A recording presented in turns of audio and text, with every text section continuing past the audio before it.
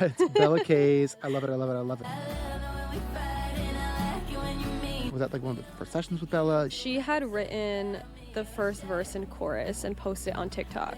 So there was already some excitement with the song, and my biggest thing was establishing trust, that she would want to come to me with something that's already doing well, to be like, can you finish this? Right. I co-wrote Glimpse of Us in December of 2019. Fast forward to March, pandemic hits. I'm still not signed to Chappell at this point. I'm like, is music gonna work? I started taking practice LSAT tests. I was like, I don't know. 3 weeks before graduating, I remember talking to one of the professors being like, do you think I get a job here? Like, I don't know what I'm gonna do. And then Glimpse of Us comes out. Right. Welcome to Season 3 of Producer Points. I'm your host, Justin Gamella. Join me as we continue our deep dives and one-on-one conversations with producers, mixers, artists, and songwriters. This season, full episodes are for Producer Pal subscribers. Join the community on Patreon where you'll get more than just those full episodes. All right, let's jump in. This is Producer Points.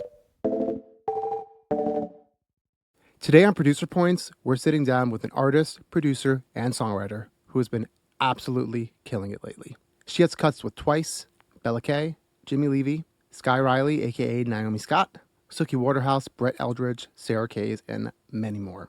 She also co-wrote the monster smash Glimpse of Us by Joji, a record that went #1 globally and became one of the defining songs of the year. But beyond the accolades, what's really been catching my ear lately is her production. On more than one occasion recently, and she has the text to prove it, I've been listening to a playlist, heard a song I completely fuck with, and then happily realized she produced it. The sonic landscapes, the restraint, the choices, it seems very intentional and textured. I've genuinely become a fan of what she's building. I'm excited to dig into how she's doing, how she balances writing, production, and the other many things she does. Please join me in welcoming Alexis Kesselman, aka Idarose. Thanks for being here. Thank you for that intro and for having me. I'm so excited. I meant every word of it. Yeah, seriously. It's like, it really is one of my favorite things. Like, I'll listen to a playlist and just like hear a song, and I'm always checking credits, as I'm sure most of us are. Yeah, like, yeah. Why is this person better than I am right now? And I gotta say, you've been like popping up every once in a while, and it's like so cool to see. Like, we're not friends yet, but we're getting to know each other, right? But like people I know making amazing music. So like, congrats there. Thank you. Yeah, what was the, oh God, it's gonna bug me. What was the other one? It was the I love it, I love it, I love it one. And then what was the other one I texted was you it the Julia Campbell Almost Did? Yeah, the Julia one. Yeah. And I think that's why I like heard that. I reached out to my team. I was like, yeah, like I want to like work with this girl. Like, what's her vibe? Like, kind of a thing. And funny enough, I guess she like lives around the corner from me. Neighbor. you ran into her as you were like walking over As I was getting here. Yeah, exactly. Which is like very funny.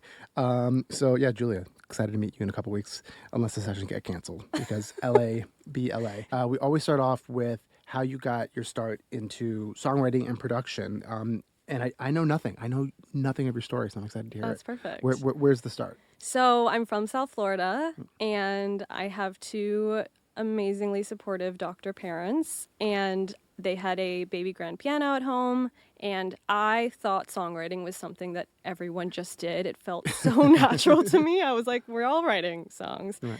And I was in piano lessons and singing lessons, but I was always writing my own stuff since I knew how to speak. And yeah, I would take these lessons. I would bring in my own material, and I grew up using songwriting as an escape, as therapy, as just a thing I loved. And when I got into high school, got into the film program at my school, and people were doing these narrative films, and they were looking for film scores. And I didn't really know what that was at the time.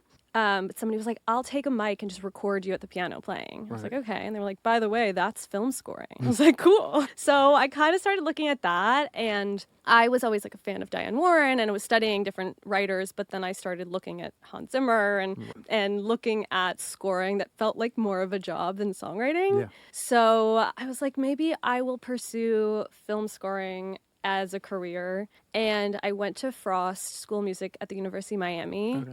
They had this amazing film scoring, pop songwriting mix of a program. But I still was thinking film scoring was the focus. Right. And yeah, I was doing that. I was at school, and then I would go to the studio in Miami after class because, school, you're meeting friends and everything. But I was like, how do I get into the industry? Right. So I was going to this studio. I'd met a few people, and it was super late at night. Like these sessions, the Miami sessions are like, I can't do that session life over there. no, I know what it's like, and it's not for me. it's crazy. Yeah. It was an 8 p.m. session where they would get there at 9:30. Yeah. And then the food gets ordered, the sushi and the drinks, and I'm 19 and I'm like, are we going to start? You know, like I have to go to class tomorrow. But I was doing that, and then I ended up meeting some people, this amazing group of people. They were called EP Entertainment, and they had Alessia Cara and Sebastian Cole. And I started working with them, and they offered to sign me. I didn't really understand what that meant. I was like, this isn't a label, this isn't a publisher, but they ended up being my JV at Warner Chappell, but I signed to them, and then So were they like management and publishing, or just kind of like?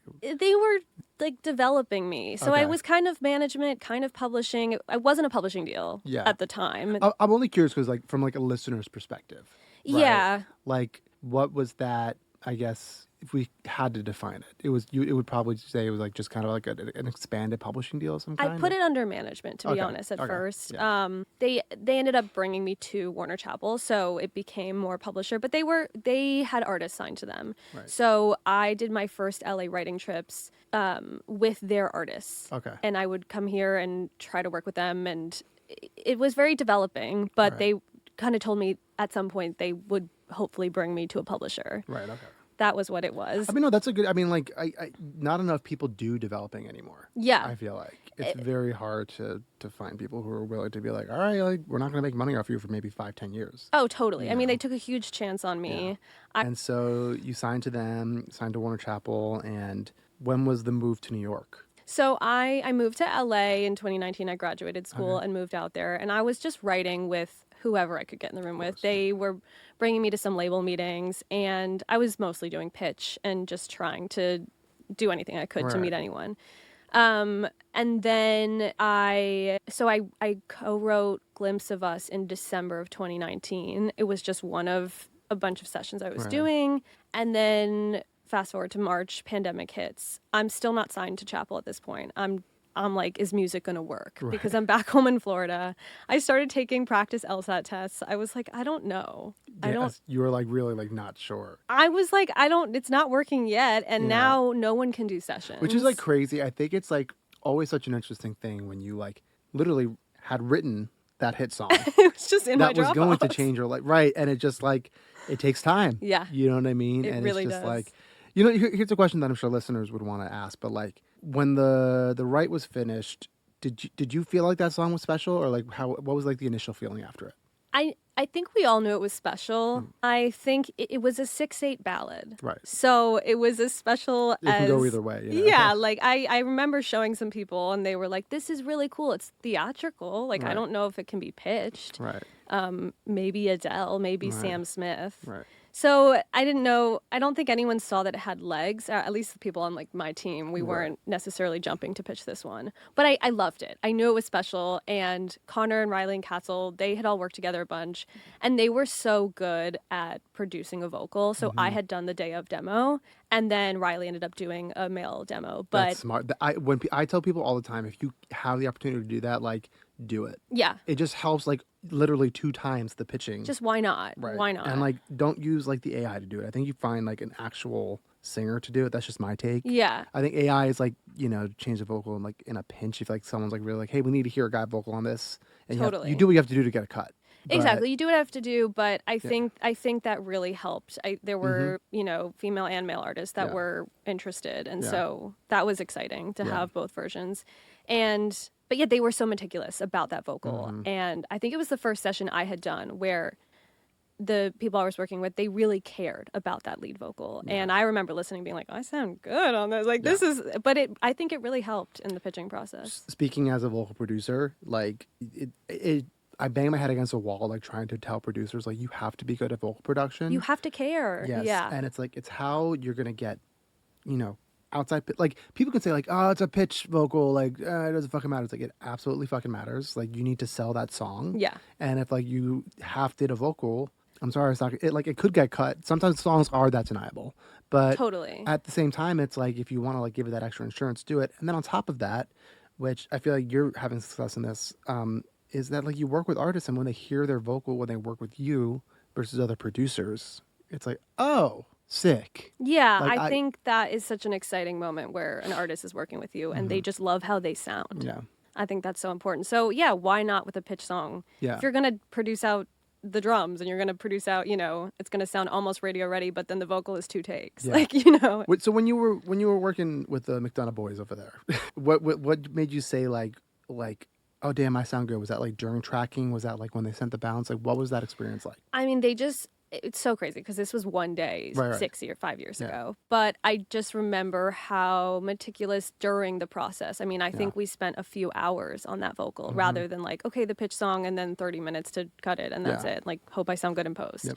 They really were like, let's do that again. Let's, change the sound of the vowel. I learned a lot from them and I've learned and have applied that to artists that I work with. Yeah, it's super important. It's like I tend to at first like annoy people with how meticulous I am with vocal production, where like I'm exactly like that. I'm like, oh, you said I. Let's try that I like Right. little, like the smallest little things Yeah, like the that. T, maybe let's try a D. Let's try, Yes. yeah, like. and it's all the stuff that like singers when I do is like, they'll sometimes like roll their eyes. Yeah. But then they hear the final vocal, they're like, I see what you were putting down there. It's like I get Totally. it. And it's like, yeah, it's like that's what everyone's listening to first, and it's like that's probably also, with pitch songs especially, not always, but 9 times out of 10, what they're hearing on the demo is kind of what they're going to copy Yeah. for the most part, and you have to like give them that guide, and you're informing them, and it makes it way easier when all that work's been done already. And I think things will feel good. You don't know why something doesn't feel right, but we do. Right. So if we have the power to, someone's listening to a pitch something that I like it, but I don't love it, they are not going to know that it was the little vowel or that little moment that sounded weird, but we do. So we can control that. It's just like trying to figure it out. And it's like, it's also just like covering your bases when you're like doing the vocal recording. Yeah. Where it's like, I always say like, I like to have enough to like play it safe, where it's like, cool, we try it like this, we try it like that.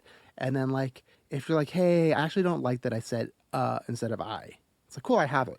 Like, I can go back and like grab it and like just to like try that out and like see, and then they'll be like, actually, Justin, you were right, or like, no, like you were right, singer, like exactly. I was so it's like a little process. So you're back in New York. You're back home in Florida. So I'm back home in Florida. Yeah. I have no idea where my career is going. I don't really know what I want to do. But I'm not giving up on music. I'm doing Zoom sessions, as many as I can. And one of those Zoom sessions was with Daramola, who is a Miami-based creator, producer, songwriter, artist. And he was like, do you want to try writing a song for the SpongeBob movie? I was like, literally, whatever. Sure. I'll do anything. Yeah.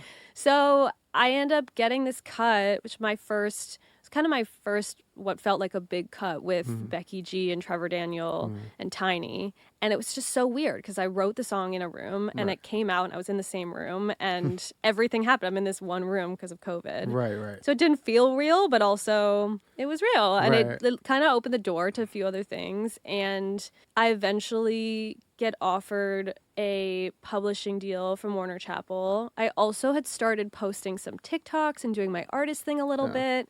And then I got freaked out about that. It was like a lot. It's really hard to be an artist. It's hard to be an artist. There's so much that goes into it. I have like having been an artist at one point, and like I'm actually like thinking about doing something again. But like it gives me so much respect for artists. Totally. Just like all the shit they have to deal with, and it's like, why are they a little crazy? It's like because they're stressed. They live in this world. Yes. Yeah. It's like it's a lot of fucking work. Oh my and gosh. a lot of pressure, and so producers, songwriters, like give artists a little bit more grace. I think. Yeah. I think it really. I think some songwriters haven't been artists, and so they don't understand it. Right. And then totally. yeah. And then you try it and you're like so immersed in the world. You're thinking, the content game. And I wanted to produce my own stuff. I wanted to do my stuff 100%. And so I remember writing a song, recording it, finishing it, trying to mix it, and then doing a photo shoot myself and editing a music video and then posting it and being like, why did I get 1 like on this? Yeah. I want to quit. So I was like, maybe not the artist thing. But I go back and forth. And I think it's good also just like, you never know what can get synced. And You like, never know. isn't it great to Exactly. land a sync where you own 100% of everything? Like, fuck Why yeah. not? Like, you never Yeah. know. And it's like, you're writing these songs anyway. I'm never going to stop writing the Right. songs. They're going to exist for something. So, anyways, I was doing that. I got this deal from Chappell, which was super exciting. And then I had also had this desire to go live in New York. I had never lived in New York and always wanted to. Sessions weren't happening. And I applied to Berklee's New York program for musical theater writing. Oh, I had no idea they had a New York program. Yeah, it was the first year. Okay. And it was a year-long program. And I was like, this is perfect. I can kind of escape for a year. And by the time the pandemic is over, I'll go back into pop. And then I get this deal from Chappell. And I'm like, so I'm going to leave LA and go to school for a year? I was like, I don't know how I'm going to make this all work. But Yeah. I didn't want to say no to either. So I signed a deal with Chappell and left LA and went to school for a year for theater writing. Damn. So I do that. I go to school, and then 3 weeks before graduating, I remember talking to one of the professors being like, do you think I get a job here? Like, I don't know what I'm going to do. And then Glimpse of Us comes out. Right. I was like, okay. Did you know that, like, was it... Because sometimes, not sometimes, most of the time, songwriters are really left in the dark Oh, yeah. with all that stuff. Like, how involved were you with, like, Joji's team and, like, hearing and, like, all that stuff? So it was, I'm pretty sure the song got pitched through the McDonough brothers team. They were texting in our little group chat, I think starting in 2021, about some artists that were interested. Joji came up at one point. And I was so excited because I was a Joji fan. I probably listened to Joji on the way to that session. Like, I had just been getting into his music. But you get those texts and you go, okay, like, cool. Let me know if it, Let me if know it's if real. he cuts it, and then he cuts it. Let me know if it goes on the album. And I mean, even before it came out, it was like supposed to come out one day and then it didn't. Supposed to come out another day and then it didn't. So I was just like hoping it would come out. Yeah. Yeah. No, I know. I bring this up because it's like, this is like, I obviously know these answers, right? Yeah. But like for listeners too, it's one, producers. I do think it's like our responsibility to keep the songwriters Yeah. like in check. Like, you just didn't happen to produce that record. Right. And so like you were a little bit more on the outside because of that. And like, we can't really rely on artist team to like keep the songwriters updated. And because like they're getting stems from me a lot of time, like the artist is coming to me or, so like The producer has to know and Yes. is involved, and the and songwriters are cut out sometimes of Yes. the process. And yeah, now that I am producing most of the things I'm doing, I try to keep writers informed. Yeah. But it was definitely like, I knew, but I didn't know what it was going to do. Yeah, exactly. No one does. Yeah. If anyone tells you the song's gonna be a hit and then it's a hit, it's like, I Don't fucking believe knew them. it. It's like, we'll see. Yeah. But yeah, no, it's really important. And I think too, it's just like, it's our responsibility also to like make, you don't have to talk about this if you don't want to, but like starting the conversation with songwriters being like, hey, like try and get a point. You know what I mean? Like, see what you can get. Like, I have your back, kind of a thing. Whatever you're comfortable with. Like, this is just more my advice to producers. I'm trying to create that. No, I environment. totally agree. And luckily nowadays, songwriters are able to get points a lot easier because it's become more normalized. And it's been a fight. So, but I think it's been on the backs of producers, whether that's fair or not. It doesn't matter. And it's just a conversation that needs to happen for sure. It's like kind of our responsibility to like make sure we take care of our songwriter friends here. I so agree. So you're in New York City. Yes. I'm from New York originally, from Long Island. I have much admiration for New York. I used to work out there a lot more often. But I wanted to talk real here. Because a lot of people like yourself, you're like, you were saying before, it's like, oh yeah, like I'm in New York and people tell me to move out here. Yeah. Like, not even thinking life-wise, taking your life and what you like of New York out of it. Like, Okay. what do you feel like New York is still able to offer for at least pop songwriting, right? And that world. I mean, I think if I were just songwriting, I would have moved back here immediately. I think as a songwriter, it's tough because there are artists in New York. There's not as many. No. But there are artists there, and when you meet an artist and you guys get along, in LA, it's like, great, I'll see you in 8 months, or maybe never again. Yeah. In New York, it's like, oh, you're cool, let's lock in and do an EP together, or something like that. So I feel like I'm a bigger fish in a smaller pond in New York, and I don't feel that way as much in LA. So it is a positive. I still have to come out here. Yeah. It's still really important, but that is the one thing I feel like New York has. Yeah, no, that's how I feel too, where I think like songwriters, you have to throw so many more darts at the board. Yeah. You have to do like I just think like I don't know many songwriters that are purely being like I only work with artists. That's Right. really hard to do as a songwriter. Yeah. It's like there's not much money in the publishing, unfortunately, and you kind of have like you live and die off those like bigger records Totally. that like really only major label artists can give. And as producers, because we're getting production fees, we're able to like lock in with an artist, and be like, okay, cool, I'm like doing this artist EP or album, and that like kind of pays for like the next like couple months. Yeah. You And I know? mean, there are artists that a lot of artists I work with don't bring in a songwriter. They are writers. Yeah. And I am a writer. So it really has to be a special third person if we're going to Right. bring someone in, which makes New York really tough for songwriters. And that's just my personal experience. There are songwriters that are doing great stuff there, but I think if I weren't producing, I don't know if New York would work right now. Yeah. No, it's like it's a thing. It's like it's not that you can't do it in New York. I just think it's like harder, and harder Yeah. doesn't mean anything. It's just kind of the reality where it's like it's going to be a little bit more difficult, and like the sooner you accept Exactly. that, you know, the better. Like LA, for like all of its flaws, it's like there is just so much more opportunity here. Like I think I would love to go. Like I would love to like be bi-coastal and see my family a lot more Yeah. often. Yeah.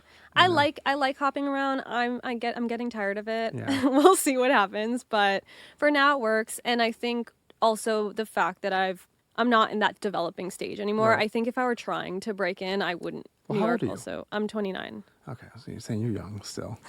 Time. You got time. No, I mean like I don't know if you're ever thinking about like you know being married or something or like having kids Would in the love. future. That's like One yes, day. please. You know anyone? Like, hold on, anyone know anyone? But yeah, too. It's like speaking as like you know I'm about to turn 37. I have 2 kids. It's like the thought of like being bi-coastal is like it's a different conversation. Yeah. I'm unfortunately. taking Yeah. advantage of it right now while exactly. I can, and then Yeah. we'll see what happens. Yeah, no, we love it. So what's the studio like in New York? What's the vocal chain? What's the DAW you're working in? So I'm in Logic, and I've got my computer, I've got some Atom audio speakers, I've got my Contact keyboard, I've got a Prophet 6 and a Moog Sub Fatty, and a bunch of guitars. My vocal chain is a CLA 2A, but going through an Apollo 8P, and some FabFilter Pro Q3, and Antares Autotune if I need it. Yeah, I keep it simple, stupid. It's super So you're simple. like you're going like, well, what's the mic that you're using? Manly Reference Okay, so or my Aston Origin. Okay. I love my Aston People Origin. love that mic. Yeah. It's like such like a cheap mic, and like there are people who swear by it. I, for my vocal, have Yeah. found that I just love how I sound through it. I usually put most people through the Manly, Yeah. but I've been recording guitars lately on the Aston Origin, Yeah. and I'm obsessed with the So sound. yeah, sometimes these like specific mics, it's like, oh god, who apparently uses it? It's oh god, who's the guy that works with John Ryan all the time? Bunetta, Julian. Yeah, apparently like that dude like swears by it. Yeah. Like which you know, It's so Crazy. cheap. Yeah. And like I have it in my bag right now. I'm just bringing it to a studio. it's crazy. Like what am I doing with like $4,000 or $5,000 microphone? No, I do love my Fleet 47. I will never There you go. never give that one up. What's the New York session life like right now? Like LA for our listeners, LA it's like usually sessions starting at like 12, 1 o'clock, ending 6, 7 o'clock. So is that kind of It's the kind same? of the same. Yeah. 1 p.m. I like to be done by 6 or 7 and have a life after that. I like to work during the day, but have the morning to catch up on emails and things. So 1 p.m. What's the normal workflow for you? Like you know, let's start it from like the second your session starts, right? Your session starts at 1 p.m. Are you like a day of bounce person? Are you like next day? What's the wish.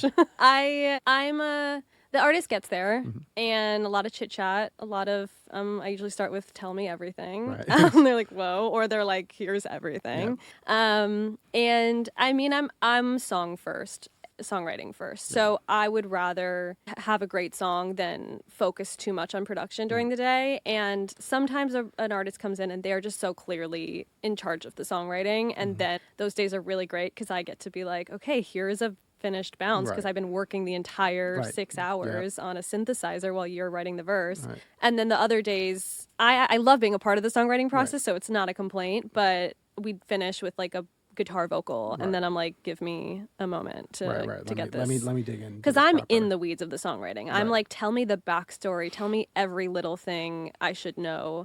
And like, that's a fun thing about being, I work with a lot of women and it's like being 2 girls. We're gossiping for 4 hours. I'm like, what was their name? Like, how did they hurt you? Yeah.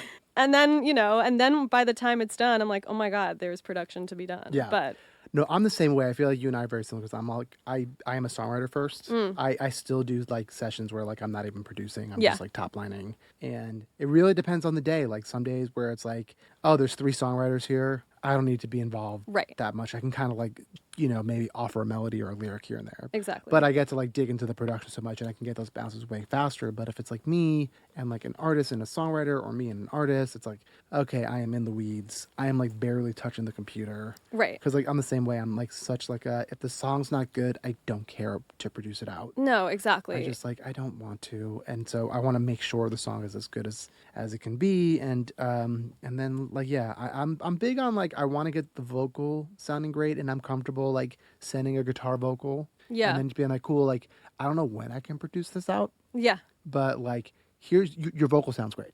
Yeah, So, I mean, you know. and also you never know. Sometimes you want to know if they like it. Yes. You don't want to do all that work and then like, never mind, I'm in a different direction. But Right. also you want to show that you're capable of it. So it's an interesting balance of sending enough to show that like I can do this if you want me to do Right. it, but Well, yeah, it's the difference between like working with an artist that you work with a lot or a new artist. yeah, right? exactly. Sometimes new artist is different every time. yeah, Yeah. Exactly. It's like you gotta like show off a little bit. And, like, Right. look at all the cool stuff I can do. Yeah, look what I can do. And then, I can do it like, again. with an artist that I work with all the time, it's like just fucking here's the SM7. Like we'll do this. Yeah. It's fine. Record this on my like, phone. You yeah, get it. yeah. It's like you'll be back here in 2 days. Like, it's Right. Then just- I'm not worried about that vocal Yeah. and whatever. It's fun. I don't have that with a lot of artists. With the artists that I get to do that with, it's like okay, it's kind of a relief. Where Yeah, it's like okay, totally. because I do like there is magic in the day one vocal. Yeah. And I do try and get some kind of a day one vocal most of the time, but there is also something great where it's like the artist can like sit and live with the song for a second and really learn it.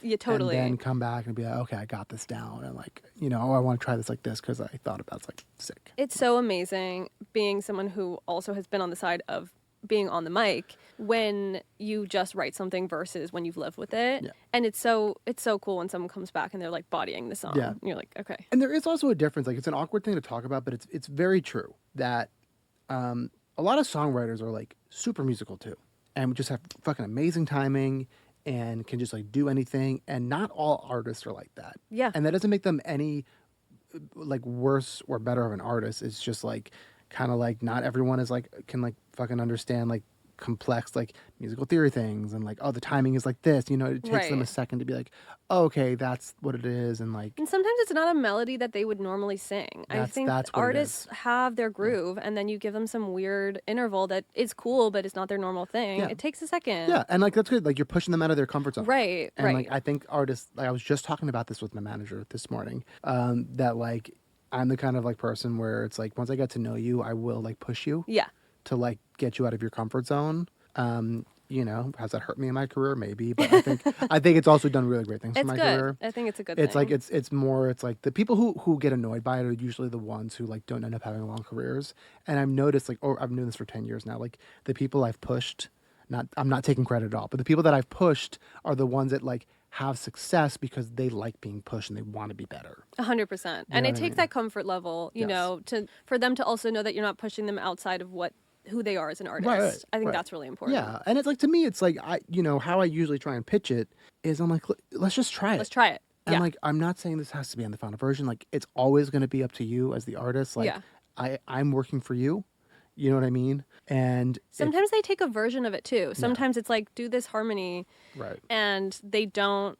I've had this where I'm like, here's this weird note, Yeah. and they keep singing this other note, Yeah. and then finally I'm like, you know what, Alexis, like maybe this other note is cool and Right. what they would do, so Right. let's go with that. But it's And a I'm just version. not hearing it. Yeah, like, yeah. exactly. And then if anything, you can just do it later. Yeah. That's what I do. Many harmonies I've done in my life where I'm just Oh like, my God. fuck it, I'll just do it later. And like, if anything, I actually like the texture of different voices singing Yeah. on records. Not having it just be like one singer. No, but it is nice. That's the Beatles fan in me. I like love different I that. like different textures. Yeah, and, yeah. and voices.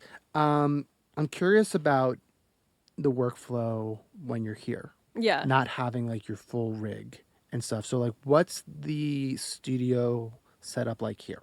I've got Yamaha NS10s and a MIDI keyboard and my roommate's guitars and my computer, and they have a Manly reference.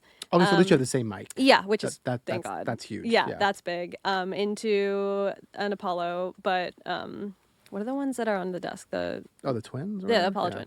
Yeah, so it's Apollo Twin. And yeah, I mean, it's definitely not my, it doesn't feel like my space, Right. but I've made it work. And it's, it's still, you get a bunch of natural light, there's a couch, and that's the biggest thing. And then I can always take it back to New York and finish. Yeah, I was going to say, because we've had, I don't know if you know this producer named Mike Wise, who's like a Toronto, Mike fucking, have you heard the Eli shit?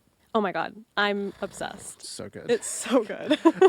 Anyway, he's killing it. But no, Mike has like a really interesting setup where he like comes out here and just does like a shit ton of sessions. Yeah. And like doesn't really even produce shit out.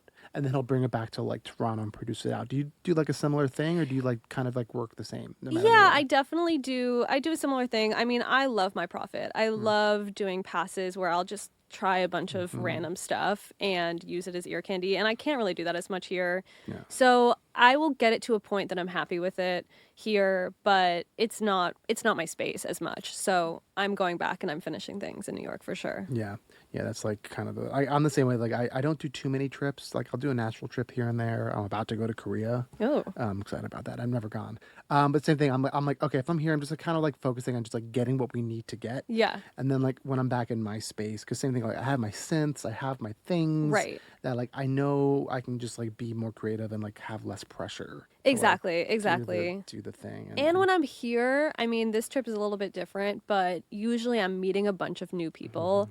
And the main thing, again, is the song. Like, unless I'm working with like some electronic artists where like it's really about the beat, I feel like I'm happiest when an artist is like, I love that song and I want to finish it. Yeah, exactly. Speaking of that, because you're working with artists a lot, and this is the question I get all the time from up and coming producers is, we're talking about like you send that artist that like, work tape. Yeah. Call, where it's like great sounding vocal, just guitar or piano. What's your workflow state as you get busier, right?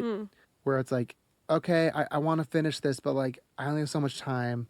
What are you waiting to hear from the artist or their team to like kind of go in and like do more? Oh, that's a good question.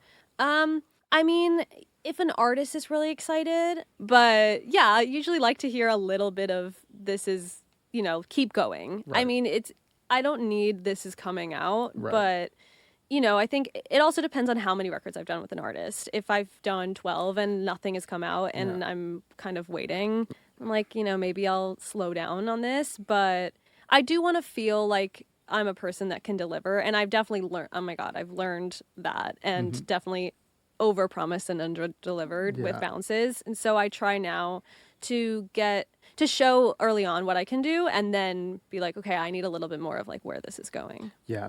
I'm curious because kind of what I've been doing lately, Yeah. I've switched up because now that like I really don't have that much time anymore and I'm really picky about how I spend my time, I'm always down. I will go to the fucking moon and back to produce out a record. I'll do 20 different versions, whatever.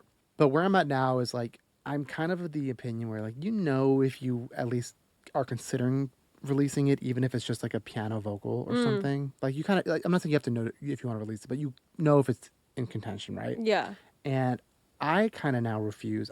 I refuse to really move now, unless until I get like terms down. And it's not even that I need this to be released. I feel that. I think Yeah. I do a similar thing. Yeah. I want to know what this would look like if we were to go forward. Right. Because in my younger days, there's been times where it's like I'll put in all this work and then we'll get to terms and like we're just so far on what we each think is fair. Yeah. And then it's like, well, and then like what ends up happening is like the classic, well, you've already done all the work. Right. Right. And like, it's like, well, yeah, I guess so. I know. I think that is yeah. one of the most interesting things about our jobs is everyone else, here's what I'm going to do and Right. here's what we are going to pay you Right. before you do it. Yeah. We do a lot of work and then this is what I have to pay you. I'm like, Yeah, I mean, because it's like independent contracting. It's because it's intellectual property too. Yeah, right. yeah. It's different when like I will very rarely do something on spec where it's like, hey, someone wrote this song and like they want you to produce it out, And like with me, it's like maybe I'll spend like an hour or two to like maybe give a vision, but like Yeah. for the most part, it's like nah, you're gonna have to pay me. It's hard. I think as you come up in the industry, you can have more and more control over that. Mm-hmm. But there's opportunities that if I had tried to ask for terms or done anything in that process, I would have lost that. No, yeah, and like that's the difference when you're first starting out. Yeah, Like I'm exactly. huge on like when you're first starting Say out, you say yes. yes to everything. Exactly. And like now that it's like okay, I'm more established and I can like I have the credits to back up.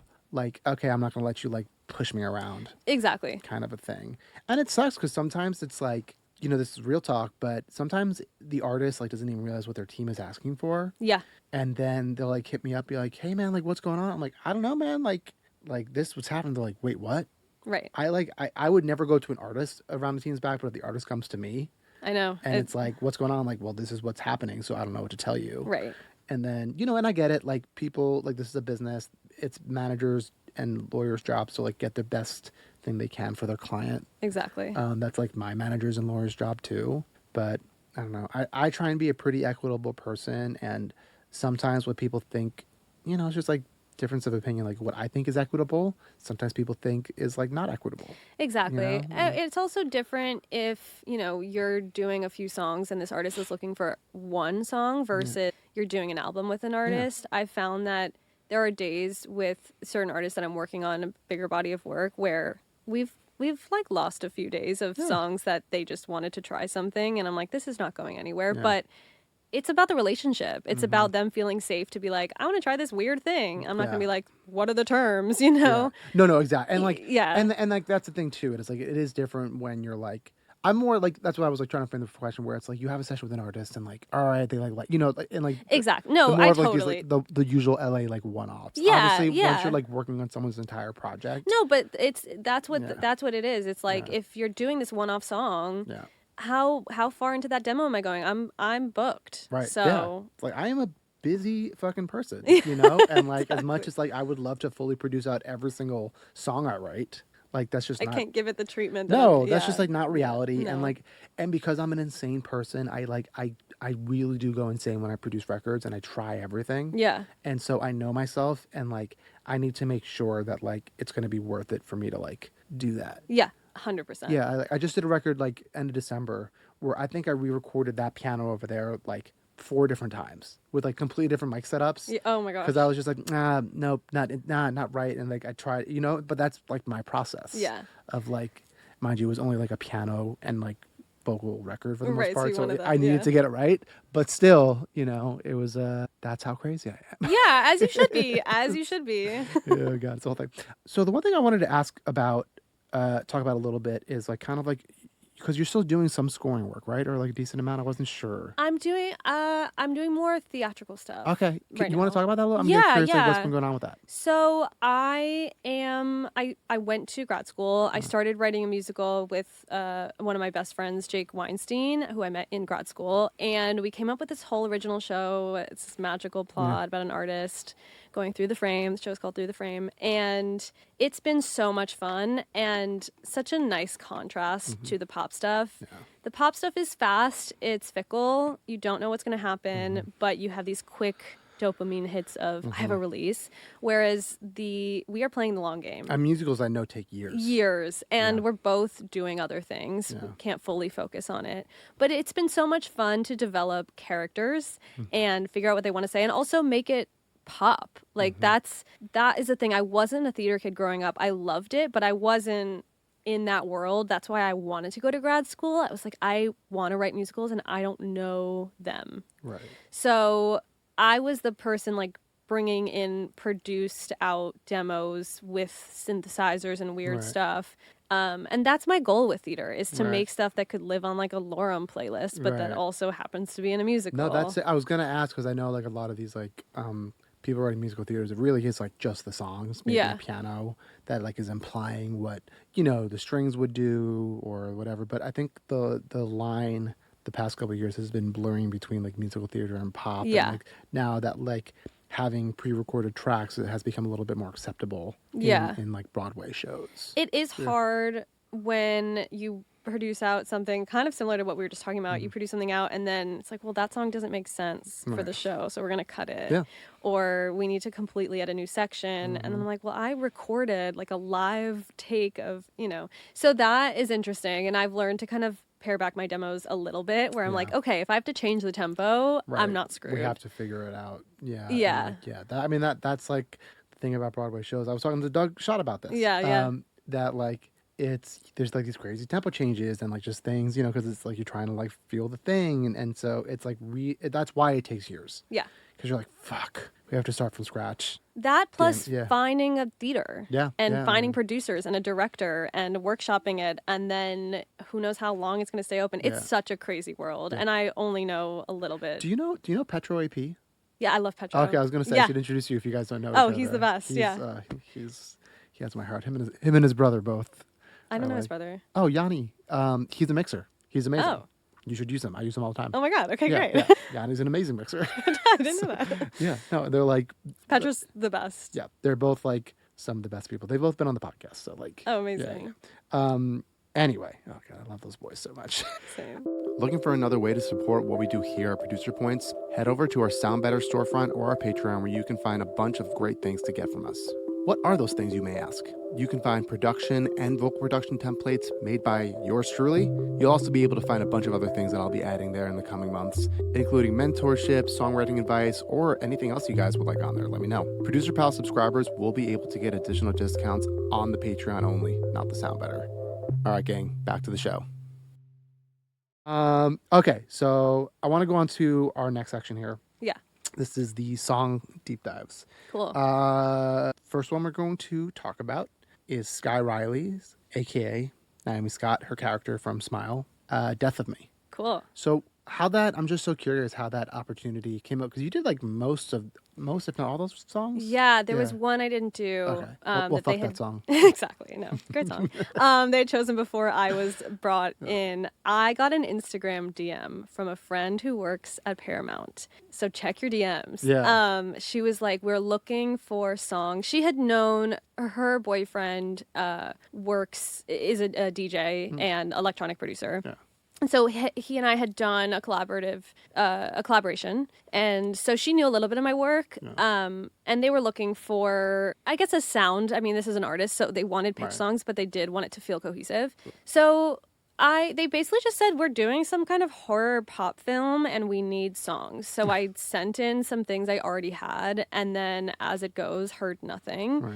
And then 2 months later, someone I went to college with was like, I also work at Paramount and we heard your songs and we really like them. And and we're still looking. So like, what else do you have to show me? So I showed her some more stuff. Again, radio silence. Right. I kept hearing a little bit more though. It was like, there's only 3 people who we like, but we don't like any of the songs, but we like your music. And I was like, really? Okay.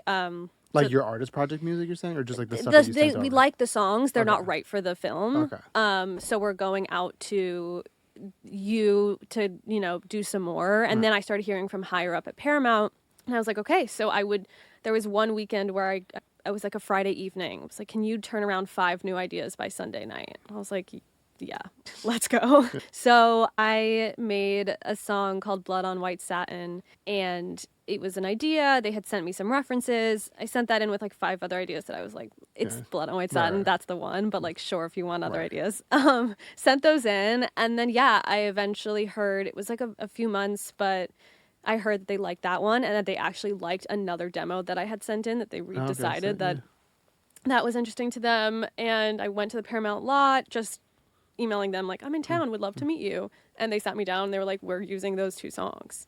Great. I was like, fantastic. Okay. And then I got on a Zoom with Parker, the director, and Naomi Scott and Paramount. And she was just so fun and cool. And she's like, I'm going to call you after and let's just FaceTime and chat. I was like, okay. And she's a musician. She's a songwriter, artist. So she was like, I'm working on my album. Can I just like show you some songs? We start chit chatting. And she's like, I like you. Like, this can be fun. I was like, great. So I Zoom record her for Blood on White Satin. I think I start that song. And then she ends up coming. We go to Electric Lady. We do Blood and White Satin and New Brain.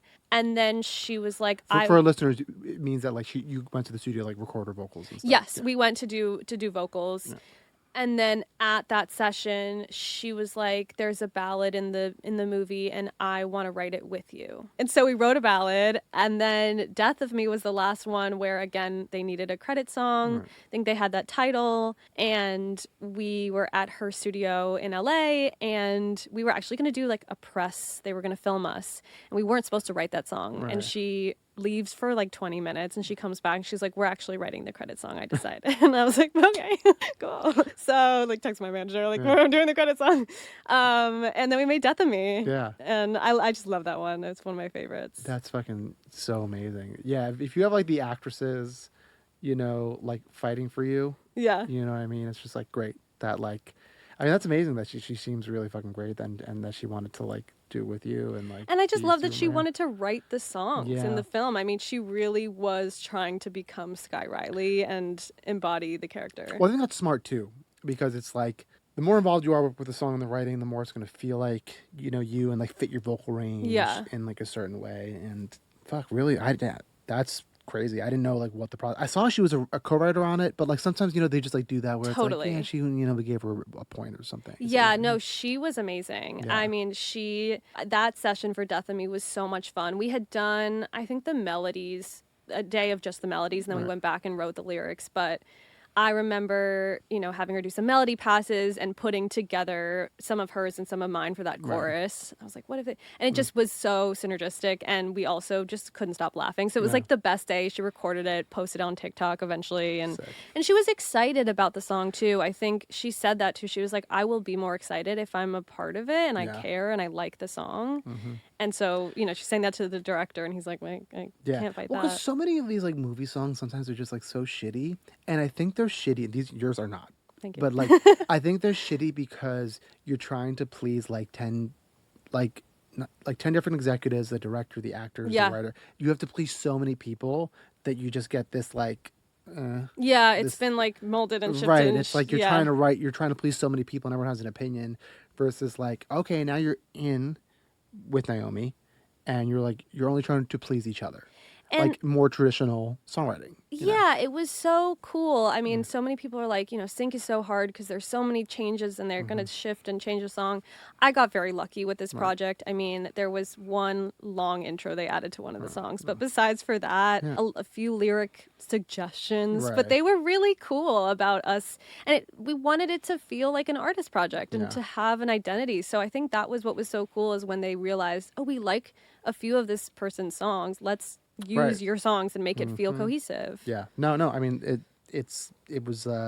I've never watched the movies. I just listened to the soundtracks, obviously, just to like It's prepare for this. horrifying. Yeah. I'm like not a huge horror Me neither. person in general, so it's like I heard good things about the movie, but I just like when I listened to it, I was like, oh, if this was like just an artist, I wouldn't like, and I didn't see that it had, because like when you put it in your notes, Yeah. right, like Skye Riley, Death of Me. I didn't know what You're it like, was what until I is went to it and I this? was like, oh, like I would have just thought it was an artist if I didn't see the movie fucking thing on the Yeah. album artwork. It's so funny. It has still to this day one of the things on social media that I get the most. I'll post like a TikTok that's like things I've worked on, Yeah. and people are like, "Skye Riley, I'm Skye Riley." Like people loved it, Yeah. which was so cool. I mean, I can see they're great songs, so it's like Thank you know, Yeah, it it's was easy fun. to like. It's almost like it's almost similar to like K-pop Demon Hunters, where it's Yeah, like, I mean oh, that to another right, level. right, but like that's like listen, Yeah. that was a kids movie. You can't beat out a kids movie. No, It's I just know not gonna horror. fucking Yeah, happen. But it's like the same thing where it's like it's an artist within an artist, and Yeah. like EJ was writing those songs. That's why I think they feel a certain Yeah, way. exactly. I think I've had like a thought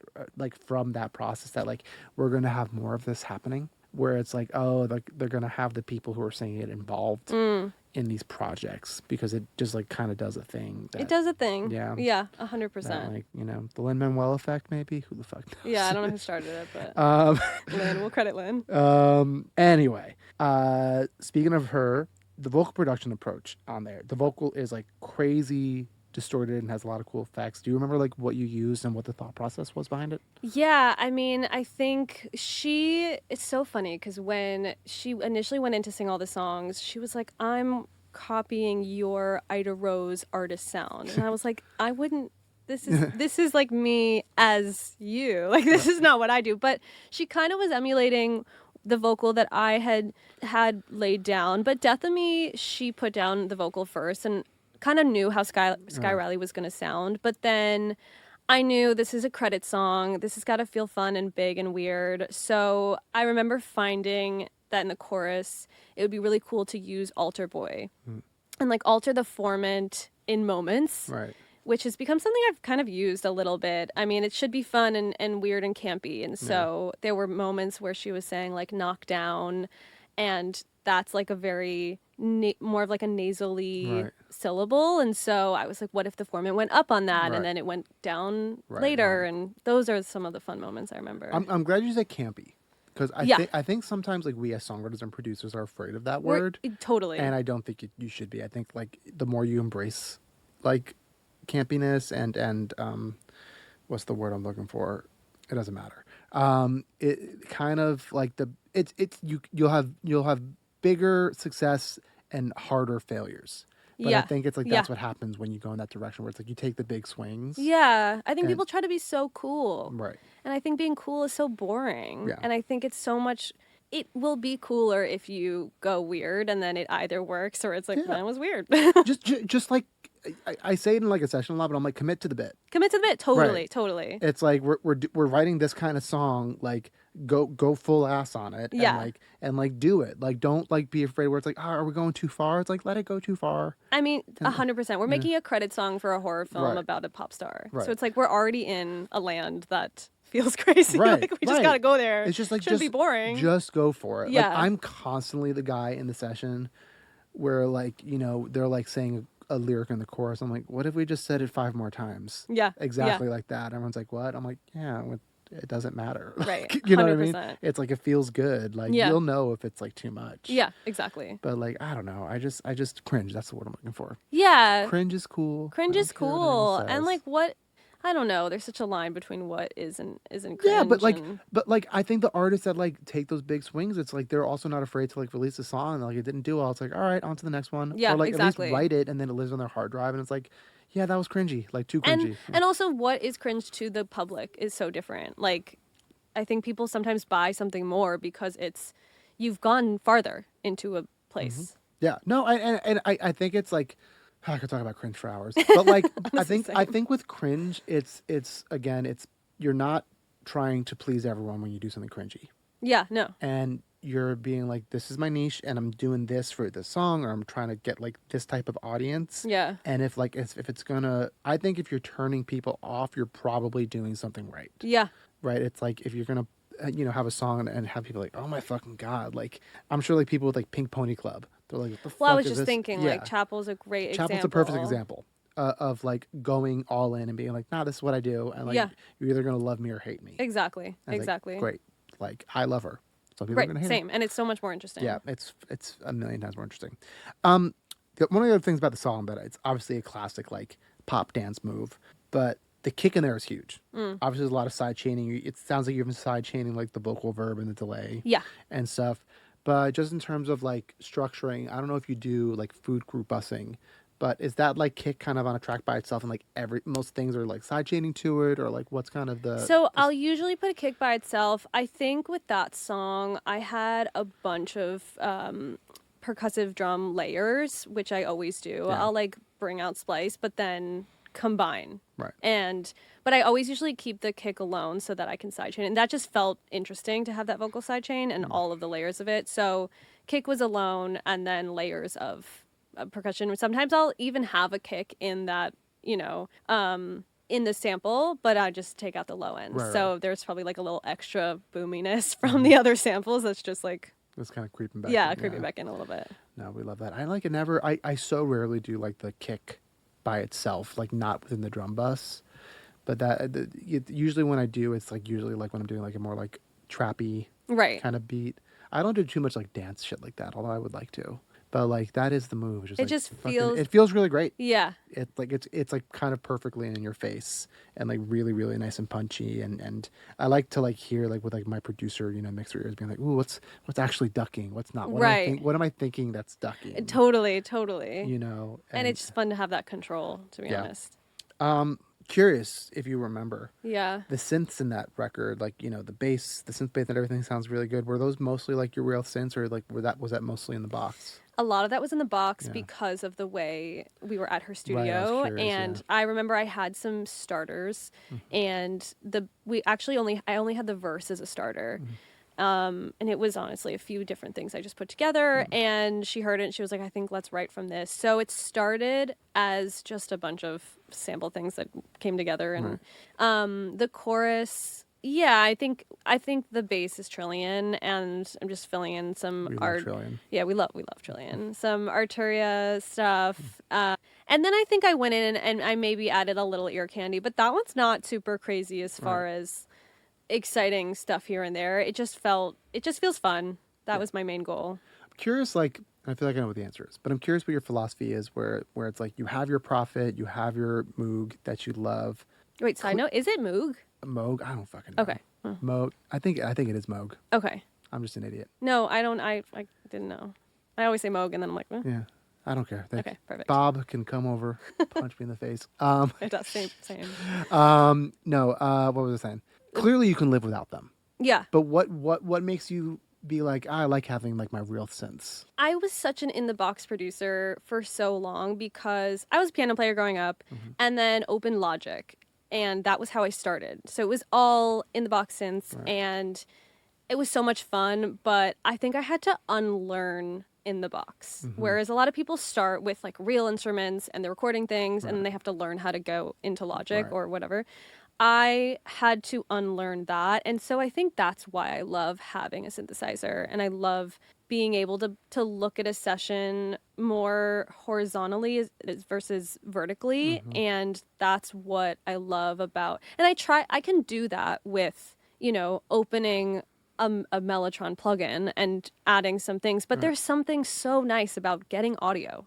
Like that blew my mind when I first started doing that, and just having like 8 audio tracks of a Prophet and then going through and then reversing it. But it is what it is. You're not quantizing. You can quantize, but like, I love the magic of realness. No, it is funny because like I'm the same way. Like I could definitely live without my synths, but I think what it kind of opens up in me is that like whenever I'm doing something on my MIDI keyboard, I just by instinct I'm like, all right, quantize. Same. Right. Yeah. And it's like sometimes it's because like I'm playing through like a tiny little bit of latency. Right. It needs to be fixed in some way. But it's mostly out of just like habit versus like when I'm recording it in, I'm like, I will play something in and I almost never have to edit it. Oh yeah. Right. It's and a part. It just becomes.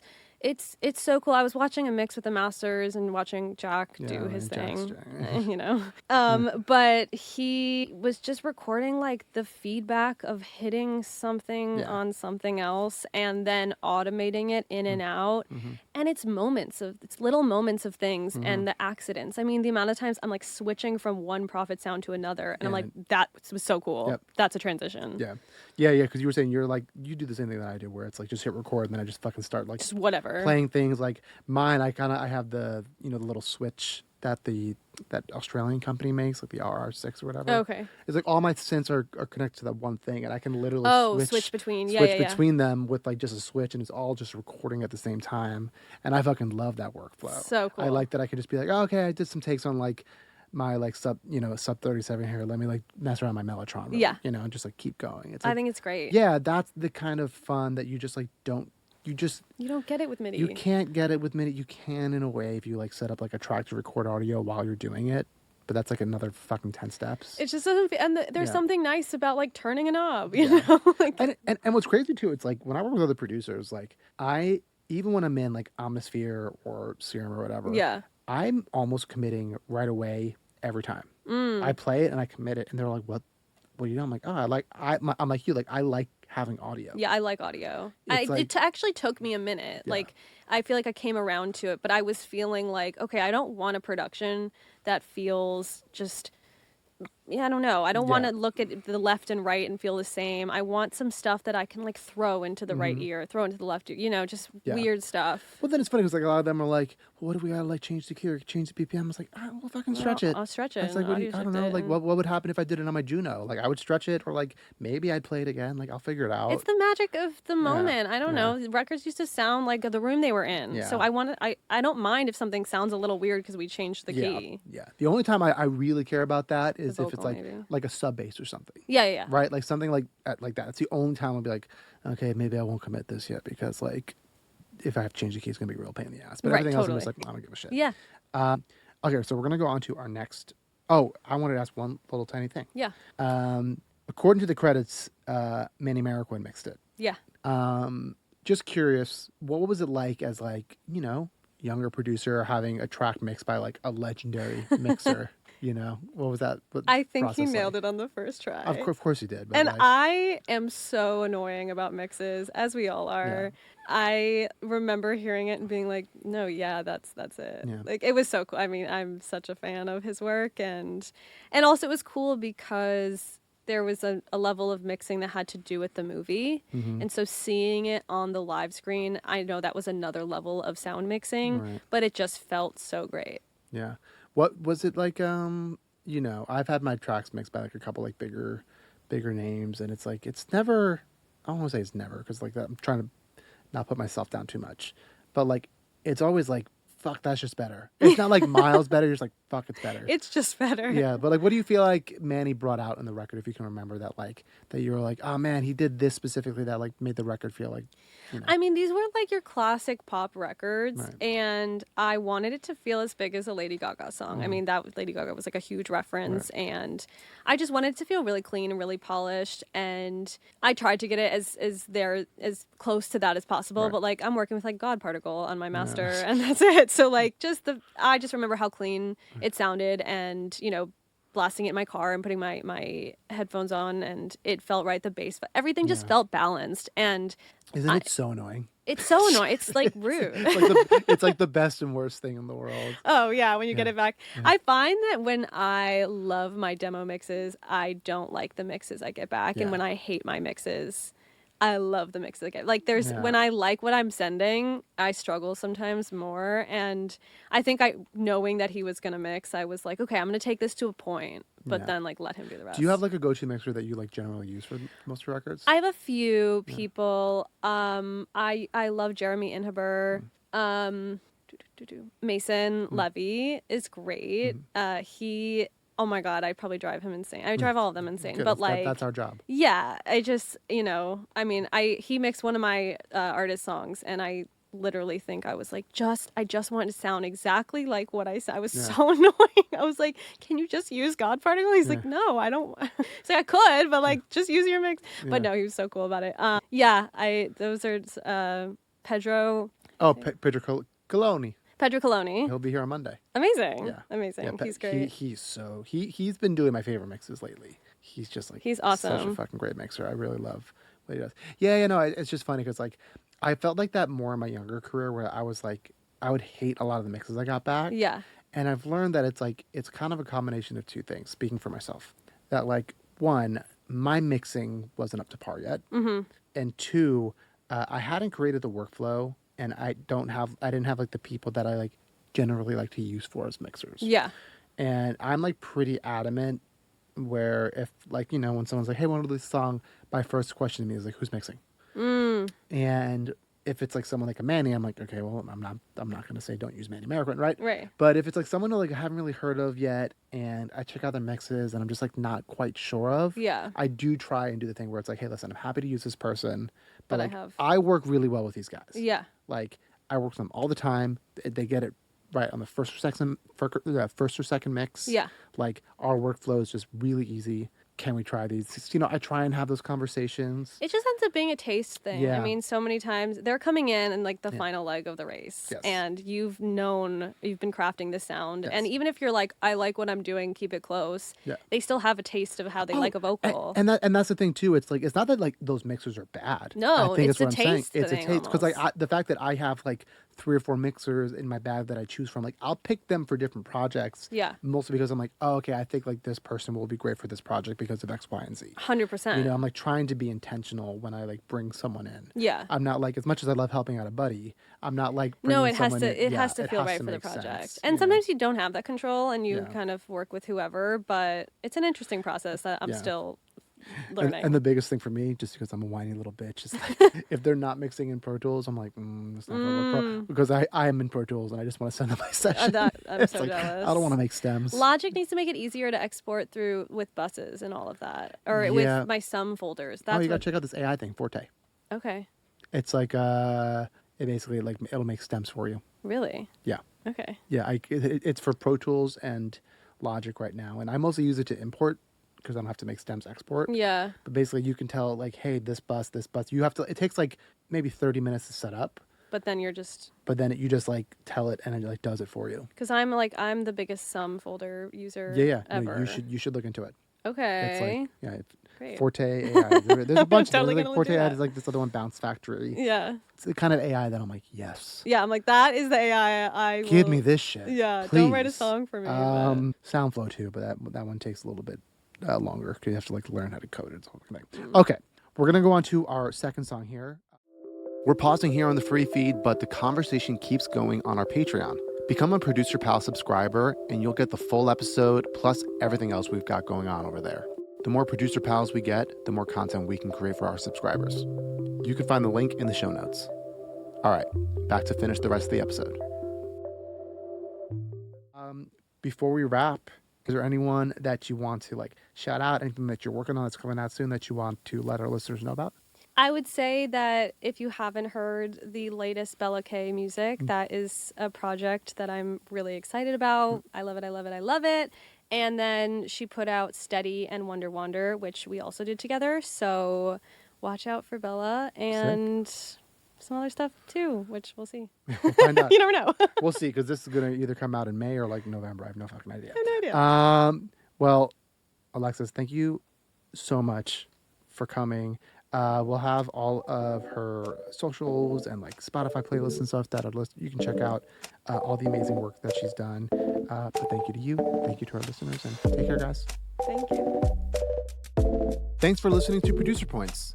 If you enjoyed this episode, please subscribe, leave a rating, and share it with someone who loves music as much as you do. A huge thank you to our team, Nathan Rebello and Elijah Shepard.